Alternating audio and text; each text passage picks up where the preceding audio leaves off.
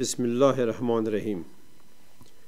الحمد لله رب العالمین والصلاة والسلام علی خاتم النبیین. ګرانو هیوادوالو، درنو خویندو ورونو، السلام علیکم ورحمت الله وبرکاته.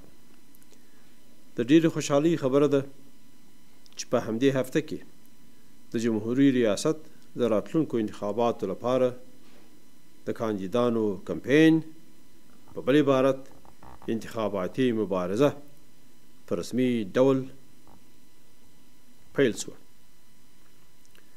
دا پیل د افغانستان د ثبات او په هیواد کې د ولسواکۍ د ټینګښت لپاره یو بل پیاوړی ګام دی.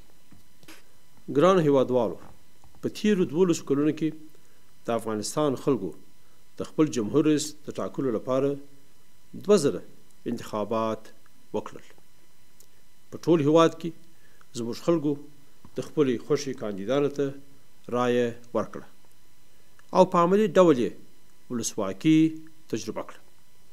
د همدې تجربې په بنا به زموږ خلک د حمل په 14مه د 3یم ځل انتخابات وکړل. په دې انتخاباتي هڅو او هلو ځلو کې د هیواد 11 شخصیتونو ګډون کړی دی. دوی به د افغانستان ولس ته مراجعه کوي او له موږ ټولو به رایه غواړي. د ولسواکۍ اصل دا دی چې په نظریاتو او رایو کې ضرور فرق او اختلاف وي.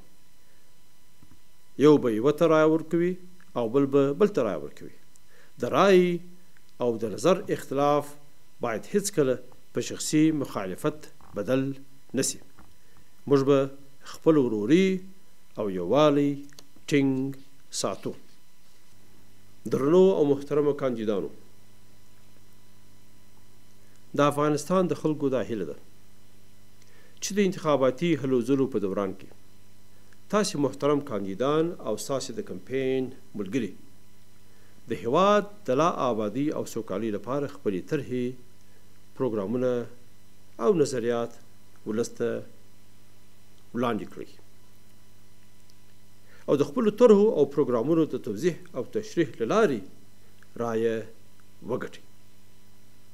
موږ ټول هیوادوال په دې مطمئن یو چې تاسو به داسې کمپین وکړئ چې په هغه کې د افغانستان ملي وحدت لا پیاوړی سي، خوشحالي مو لا زیاته سي او خلک د انتخابات په ورځ و رایو ورکولو ته لا تشویق سي، تر څو د افغانستان ولس تاسو ته د رایو ورکولو د لارې دا خاوره لا ډیر پیاوړي، ثبات او انشاءالله تعالی آینده ترقی او بسیاته ورسوي.